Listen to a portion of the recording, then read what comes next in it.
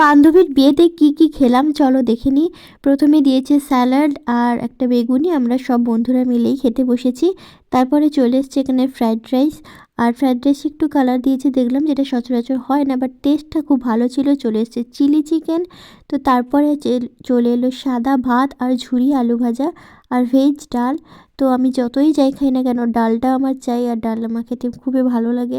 আর ডালের সাথে একটু আলু ভাজা দিয়ে লেবু দিয়ে খেলাম, খুবই ভালো খেলাম। আর তখন অনেক রাত হয়ে গেছিলো, তো সবাই খুব একটা খেতে পারিনি, আমরা আসলে গেছি সাজতে, খেতে নয়।